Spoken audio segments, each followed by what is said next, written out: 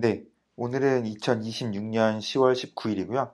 저는 주식 공부하는 평범한 회사원입니다. 오늘은 니콜라 좀 볼 거고요.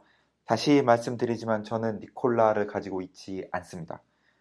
뭐 요즘 유튜브 보면은 니콜라 정말 비판하는 것도 많고 여러 가지 의견도 많은데 제가 예전에 올린 영상 보면 그 코엔은 이제 굉장히 좀 뭐라고 해야지? 굉장히 파지티브 뷰였죠. 굉장히 좋게 봤는데 그러다가 이제 얼마 전에 JP 모건 리포트가 또 나와서 JP 모건 리포트를 가져와 봤고요. 요건 10월 12일, 10월 13일에 나온 리포트입니다. 뭐 똑같은 얘기고요. 그냥 10월 13일 거는 모델 업데이트한 거 좀 알려준 거고 10월 12일 거 요거죠. 요거는 이제 뭐 하이드로젠 데이라고 얘네들이 한 거 이제 얘기한 건데 뭐 기본적으로 오늘 얘기할 거는 방금 말씀드린 대로 10월 8일 날 니콜라가 한 하이드로젠 데이를 좀 요약. JP 모건 요약한 거죠. 어떻게 보면 좀 그냥 그거 베낀 거고. 간단히 얘기하면 그리고 JP 모건은 어떻게 생각하는지 요거에 대해서 그리고 목표 주가입니다. 미리 말씀을 드리는 게 좋을 것 같아서 끝까지 안 보시는 분들이 많으니까 미리 말씀드리지만 JP 모건은 굉장히 역시 파지티브합니다. 그래서 좀 신기해요. JP 모건도 파지티브하고 카웬도 파지티브하고 그래서 이거 진짜 투자해야 되나? 뭐 이런 생각도 좀 들긴 드는데 워낙 좀 도박에 가까워서 우선 10월 8일 날 니콜라 하이드로젠 데이를 간단하게 요약을 해보면요. 이제 영어 안 쓰려고요. 영어 써봐 읽지도 않는데 뭐 어제 공감만 좁아지고 좀 이상해서 그냥 하이드로젠 데이를 하여튼 기본적으로 서머를 해보면 우선 2019년에 소개된 FCEV, Fuel Cell Electric Vehicle이죠. 요거에 대한 알파 프로토타입 테스팅이 끝났대요. 알파 프로토타입이 뭐냐면 그러니까 알파 프로토타입만 딱 얘기하면 이게 Initial Attempt, 그러니까 어떤 프로토타입이 나오는 이니셜 어템 새로 딱 이제 시도를 하는 거죠. 프로토타입이 만들어지게 되는 어떤 디자인을 하거나 패브리케이트 하거나 요거에 대한 시도를 딱 하는 걸 알파 프로토타입이라고 하는데 요거에 대한 테스팅이 끝난 거예요. 그럼 다시 얘기하면 제품 이제 나올 수 있다 이거죠. 제품이 이제 나오게 되는 알파 프로토타입 테스팅이 끝난 거고 이건 되게 좋은 거죠.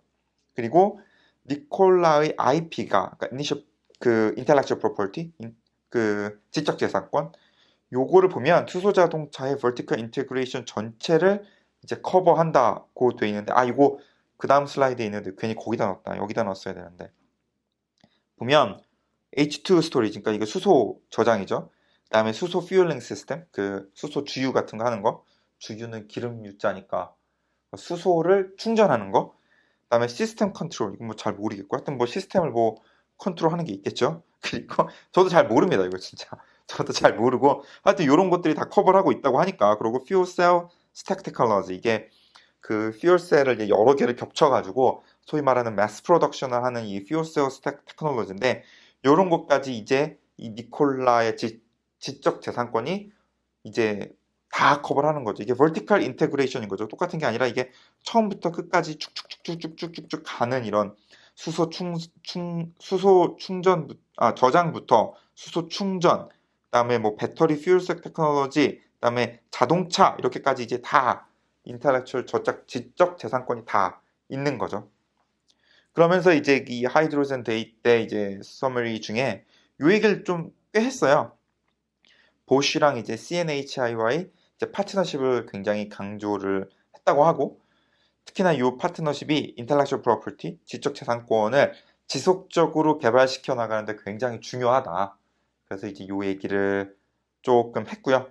그 다음에 요건 이제 JP 모건도 굉장히 강조해서 얘기를 한 건데 놀랐대요 본인들은. 근데 뭐 하여튼 왜 놀랐는지는 잘 모르겠지만 이게 뭐 vehicle frame을 좀 바꿨다고 합니다. 그래서 배터리하고 수소 탱크를 트랙터 캡 그러니까 앞에다가 놨다는 거죠.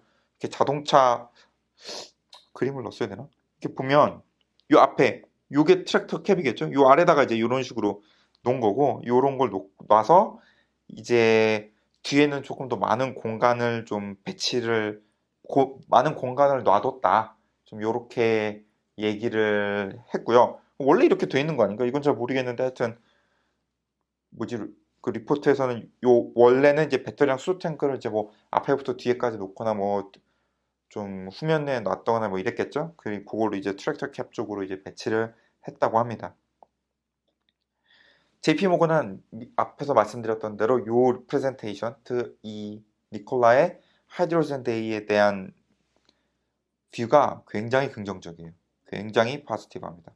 이건 뭐 굉장히 포지티브하고 특히나 이제 전반적인 프레젠테이션 자체가 다시금 이제 투자자들의 신뢰를 회복하는 데 이제 도움이 되고, 그리고 이 이후에 CFO랑 얘기를 했대요. CFO를 얘기했는데 CFO가 이제 얘기하는 게 수소 충전소의 어떤 콜라보레이션, 파트너십에 대해서 다른 회사들하고 얘기를 하고 있고, 이 회사가 누군지는 밝히지 않았지만 다른 회사들하고 얘기하고 있고, 어떻게 보면 이 수소 충전소 협력이 2020년이나 뭐 2021년도에 니콜라가 가지고 있는 어떤 캐럴리스트라고 보통 얘기를 하는데, 주식이나 이런 것들 좀 팍 튈 수 있는, 그걸 이제 보통 이제 영어로 캐럴리스트라고 하죠. 한국어로 어떤 촉매제 할 수 있는 그걸 중에 하나였는데, 이게 이제 대화를 하고 있고 좀 진행이 되고 있다고 하니까 이게 굉장히 캐럴리스트가 될 수가 있고, 이거를 통해서 어떤 GM과의 파트너십에 대한 불확실성이 조금 해소될 수 있지 않을까, 이렇게 JP모건도 예상을 하고 있습니다. 이걸 앞에 넣었어야 되는데 모르고 뒤에 넣었는데, 니콜라 수소 밸류체인을 보면 뭐 이것까지 할진 모르겠네요. 리뉴어블 파워 제너레이션 요것까진 잘 모르겠지만, 뭐 하이드로젠 이거 저장부터 해가지고 퓨얼링 스테이션부터 퓨얼셀 비클까지 어떻게 보면 그 밸류 체인을 쫙 가져가는 거죠. 리뉴어블 파워를 얘기하는 거 보면 이제 그린 하이드로젠을 얘기하는 것 같은데, 제가 참고로 제 회사가 좀 에너지 회사 쪽이어가지고 하이드로젠 이쪽이랑 관련이 좀 많거든요. 물론 뭐 자동차 쪽을 하는 건 아니기 때문에 당연히 이런 쪽은 전혀 모르고 있지만, 이제 에너지 쪽은 이제 뭐 그린 하이드로젠이나 뭐 블루 하이드로젠 이런 것들은 이제 회사에서도 하니까 이런 것들 나중에 한번 얘기하면 좋겠다. 그래서 목표 주가를 그냥 보면 목표 주가는 110% 정도 상승 여력이 있다고 합니다. 이게 사실 41불이죠. 110% 정도. 이게 저번 코엔이 했던 거에 비교하면 정말 그래도 좀 조금은 정상적인 밸류에이션인 것 같아요. 이것도 좀 말이 안 되는 게 좀 있을 수 있는데 그래도 조금은 정상적인 밸류에이션인 것 같아요. 뭐 코엔은 뭐였지? EV 세일즈였나? 이거 막 몇 배씩 막 40배씩 막 집어넣었던 것 같은데, 이건 보면 물론 2027년까지 당기긴 보긴 했어요. 포캐스트를 했는데 2027년 지금부터 7년 파이낸셜 모델링 할 때 5년에서 10년까지는 모델링 하죠 보통. 물론 굉장히 좀 긍정적인 뭐 행복 회로를 돌릴 수는 있겠지만, 그래도 막 EV 세일즈나 이런 게 아니라 EV 에비타를 30배를 돌렸으니까 이거는 그래도 그나마 좀 괜찮지 않을까, 그나마 이런 생각이 들고, 또 그 뭐라고 해야지, 디스카운트를 할 때 현재 가격으로 돌릴 때 커스트 오브 이퀴티를 22%를 썼대요. 이게 그러니까 굉장히 높게 쓴 거죠. 다시 높게 썼다는 말은 이제 굉장히 리스크를 크게 보고 있다는 거죠. 사실 커스트 오브 이퀴티가 요즘에 22% 주기 쉽지 않죠. 왜냐면 리스크 프리 레이트 자체가 1%가 안 되는데, 그죠? 근데 커스트 오브 이퀴티를 22% 썼다는 거는 이제 굉장히 높게 쓴 거고, 특히나 이제 각종 리스크 등으로 본인들이 계산한 커스트 오브 이퀴티가 20%면 막 뭐 공매도 여러 가지 있다 보니까 이런 리스크로 여기 2%를 더 추가한 거예요. 그러니까 생각보다 디스카운트 레이트를 쓸 때, 뭐 이제 weighted average cost of capital이라고 하죠. 보통은 밸류에이션 할 때 현재 가격으로 당기는 거, 요거로 봤을 때는 굉장히 보수적으로 쓴 거고, 이건 사실 이렇게 보수적으로 쓰는 게 너무 행복회로 돌린 건 아니니까 사실 나쁜 건 아닌 거죠. 그렇게 보면 41불은 그나마 좀 코엔이 얘기하는 뭐 그때 70불이었나? 이런 것보다는 그래도 조금 정상적 밸류에이션이 아닐까. 그리고 정상적 밸류에이션이라고 봤을 때 물론 아직도 행복회로지만 이게 2027년까지 버틸지도 모르겠죠. 근데 만약 뭐 계산대로 되고 2027년까지 갔을 때 현재 가격 기준으로 41불, 그러면 110% 정도 올라갈 여지가 있고, 이런 것들은 좀 그나마 코엔보다는 조금 정상적 밸류에이션 넘버가 아닐까, 이렇게 생각을 합니다. 저는 뭐 제 의견은 진짜 모르죠. 저는